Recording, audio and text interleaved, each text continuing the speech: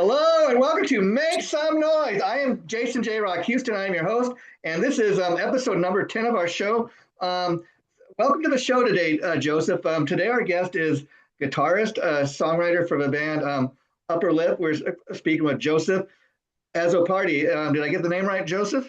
Yes, Joe's Azzopardi. It's Italian. The surname is Italian. Okay, Italian. Okay. So let me ask you, Joseph. I know very little bit about you and the band. I understand this is the band's second album, which of course is called Devil's Ride. Tell us a little bit about the history of the band. How long have you guys been together? So the band has um we formed the band in 2013. Okay. Um we had different members, like um now we ended up only a four we were a four piece. But Okay. basically the band started in our on our singer's garage. He's a mechanic, Okay. so he fixes cars. Apart from being a rock and roller, he fixes Hey. cars.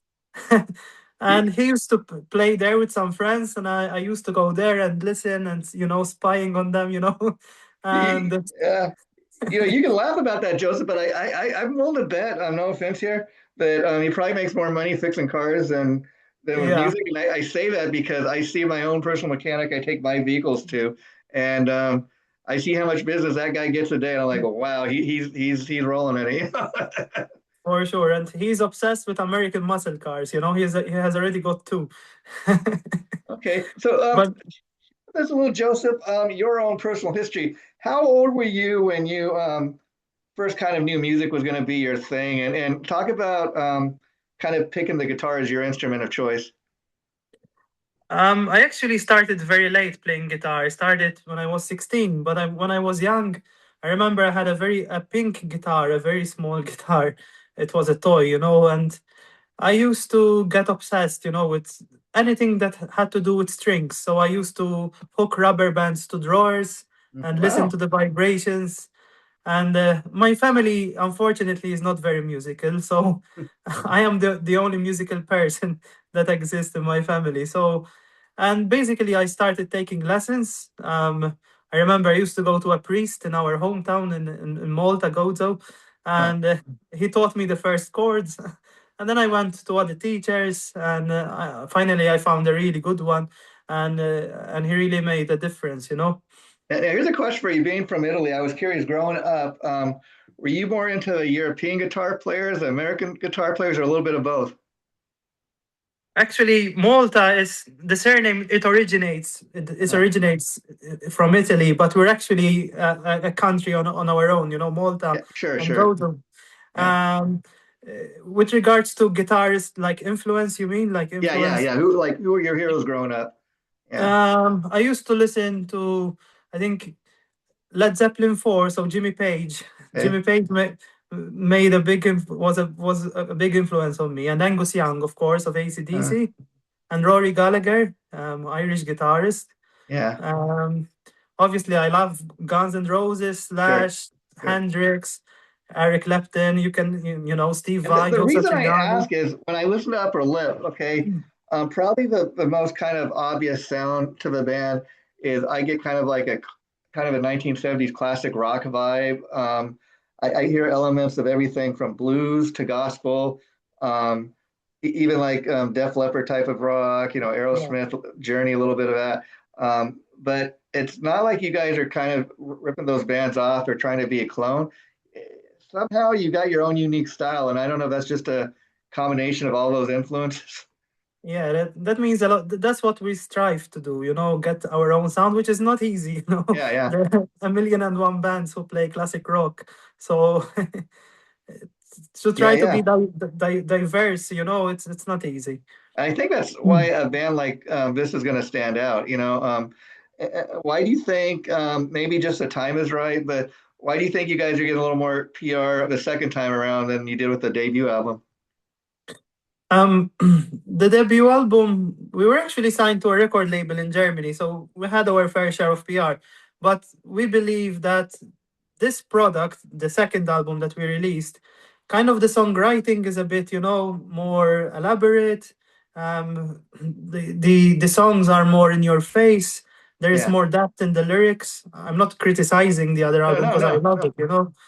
But I feel that we matured as a band, and we Yeah, deserve as much promotion as possible. of course. That's why we're doing this today. Yeah, There's a definite progression, and I'll be honest with you, Joseph. I knew nothing about the band until the publicist reached out to me, sent me a press release on you guys, and I go and check out the album, which anybody can do on YouTube, and the whole album is there.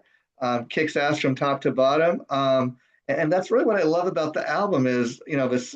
It's not just that the single is the best track on the album. You can listen to any of the tracks on the album and they're pretty kick ass, you know what I mean? And it's like an album from the 1970s when I grew up, where you listen to the album as a whole and you're like, okay, these songs were written to be played on the be featured on the same album. yeah, yeah.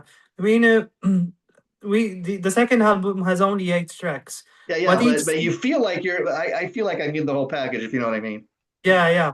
It does have tremendous influence from the 70s, and for me, the album is very varied. Each Yeah, sure. song has, if you there's one, the duel, it has elements of like country rock. Yeah, Like if you're yeah. listening to I probably didn't even get all that. I probably there's something I missed, but a great example of what you're talking about is "Won't You Listen to Me?" That's kind of the most different sounding tune on the entire album, which for that yeah. reason alone it stands out. I got elements of blues, rock, gospel, and like you said, maybe a little bit of country even in there.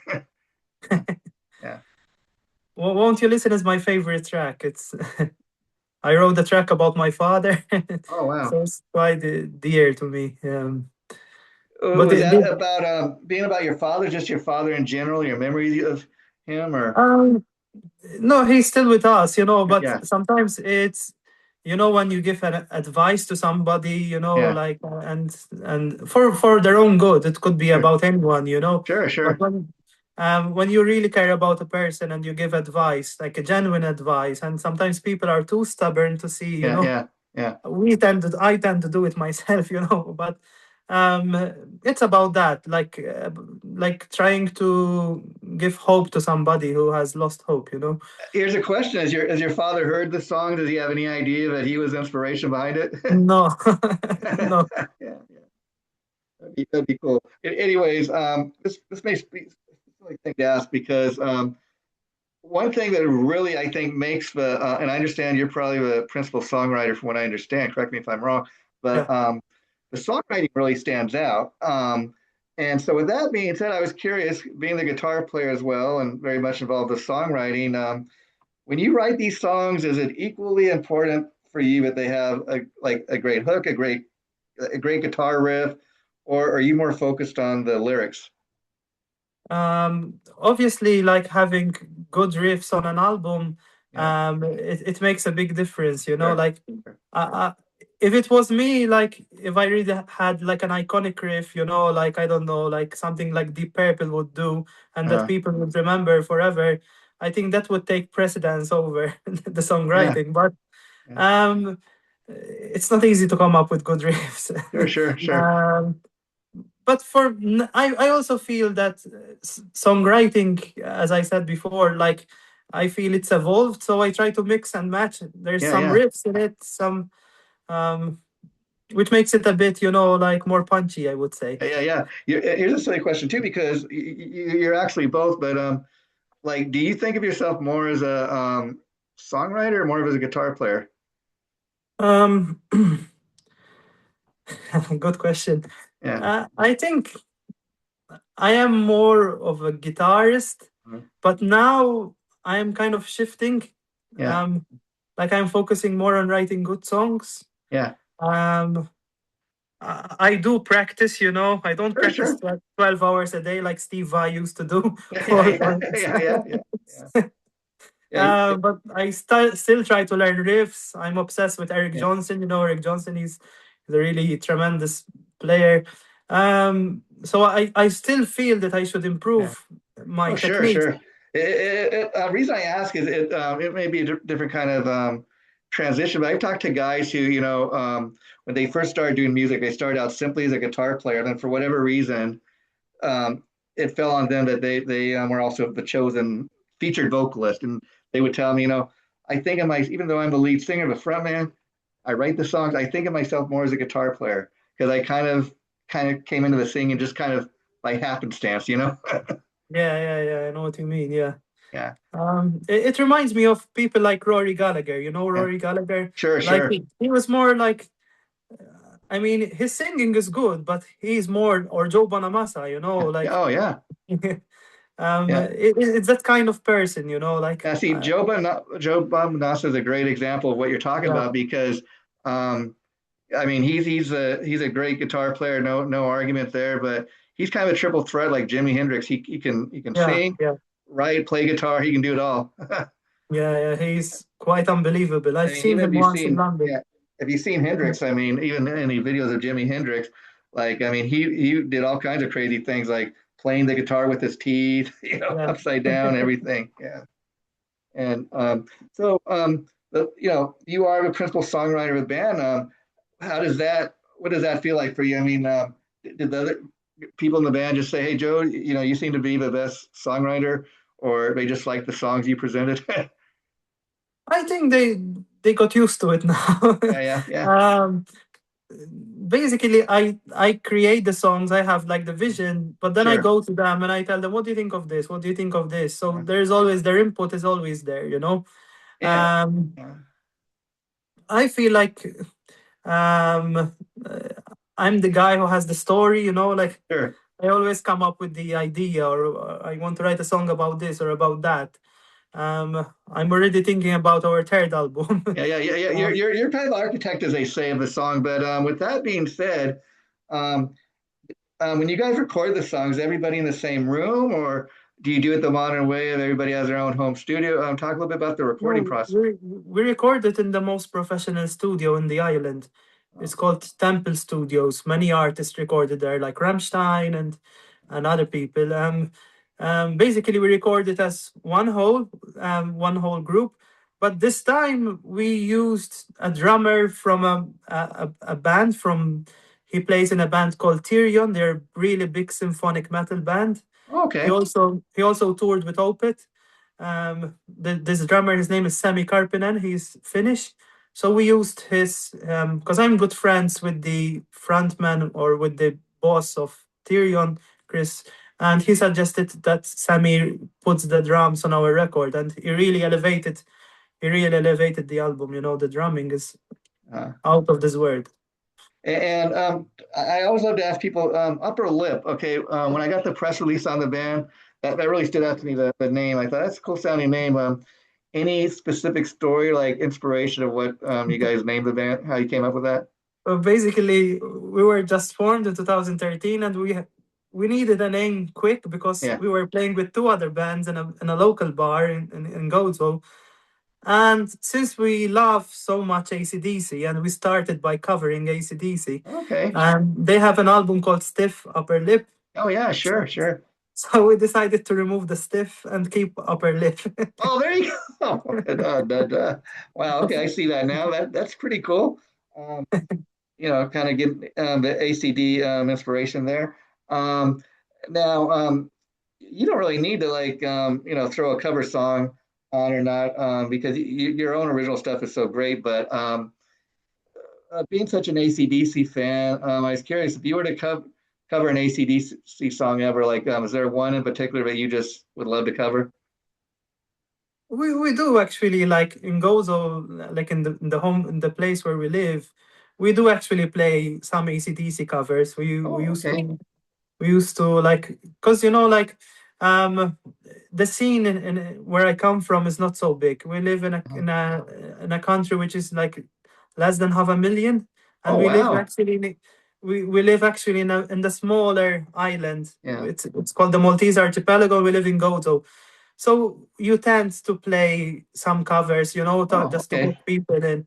Yeah, yeah. And our singer really knows how to nail like the raspiness of Brian Johnson and even Bon Scott.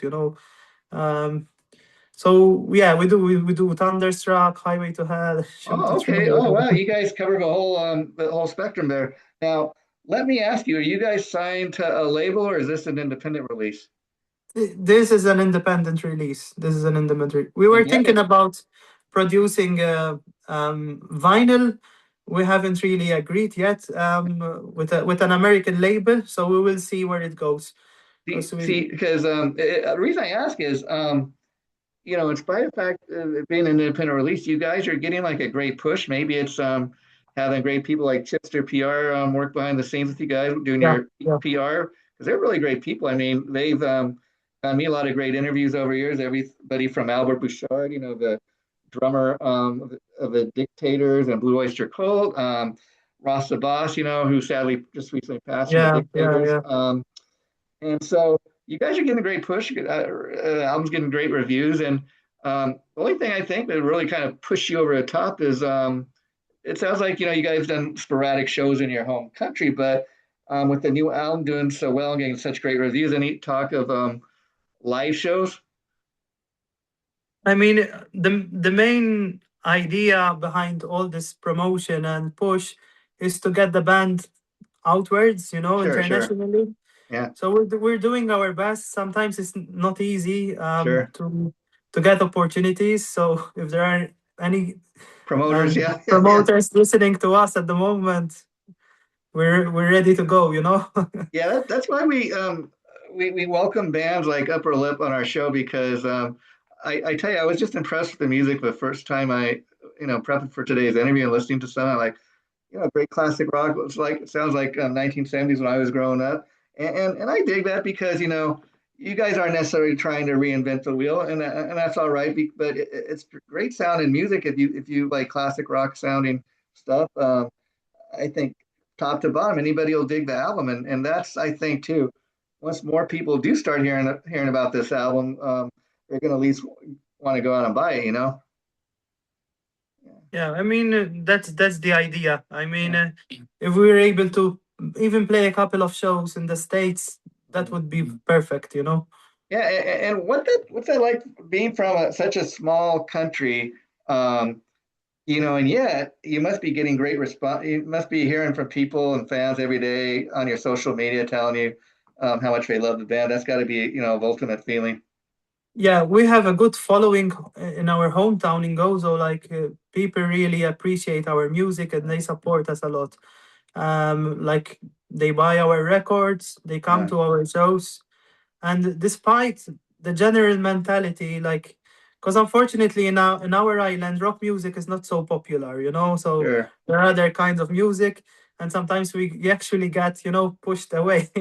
um, so we have a good follow up, and our fans are really, really, really supportive. Yeah, I would think with a band like Upper Lip and the music on the new album being so kick ass, I would think though I'm willing to make a bet here that you're at least getting you're getting responses from places in the world that you haven't even stepped foot in, Joseph, and yet your music's uh your music's being played there. Yeah. Now we're hoping there's a big battle of the bands happening in May, and Uh, if we win, we will be able to play in a big festival in Germany. It's called Wacken. yeah. So that would be the start, maybe, of our like tour, whatever. If we're able to go there, it will be good for us. And kind of I was kind of curious based on what you were talking about where you come from. When you were growing up there, did you were there many concerts that came to your town? And did you get to experience many live shows when you were growing up? Not really. We unfortunately get the bands when they're about to retire. Wow, wow, wow. So, but we did have in the past our fair share of artists, um like for example Nazareth Oh, used to wow. come here, Iron Maiden, but not with Bruce Dickinson, I believe, Black Sabbath without Ozzy when they Okay. were, I forgot who was the singer back then. Yeah. I was still very young, I didn't go, of course. um Now there's going to be a big festival. No, Scorpions are coming as well Okay. in Wow. June. So it seems that it's Yeah, shifting now. It's that's good. shifting. And then would you say when you were growing up, probably the way you experienced most of your music was maybe on the radio or even television? Yeah, like I used to watch a lot of Japanese cartoons. Okay. and and somehow I was always addicted to the music, and there was a lot of guitar music on it. So I think the roots go back to that, and I used to obviously watch local bands as well, go Sure. and aspire to be like them, you know. Yeah, yeah. And before we wrap it up for today, Joseph, I've really been enjoying getting to know you here. You also were sharing me that you got another project you're working on. It's a little different than Upper Lip, but you want to let folks know in case they want to check that out. Yeah, I'm writing my own songs, and I'm kind of singing in Upper Lip. I don't do much singing except Uh-huh. for backing vocals, and it's more on the style of, you know, Bob Dylan, Jeff Buckley, and that kind of music. You know, it's a bit more mellow, more folkish, I would say. And hopefully I'll keep on doing it. You know, I'll keep on releasing my own songs. It gives me satisfaction because with Upper Lip, Yeah. um, I try to write more into the genre of hard rock, even though I tend to put a ballad or two at times. Mhm. But I think my style is more on the, you know, like Izzy Stradlin from Guns N' Roses. He was obsessed with Bob Dylan and that kind of thing, Sure, sure. and like the songwriters, the great American songwriters. Yeah, yeah, yeah. That's really fantastic. And wouldn't it be great if you could be successful doing both projects, you know? Yeah. I'll do In my a best. yeah, in a perfect world, but that's what's all about. I mean, I think you're obviously a very gifted songwriter, and I think if anything, people at least should check out the music and let their ears, judge for themselves.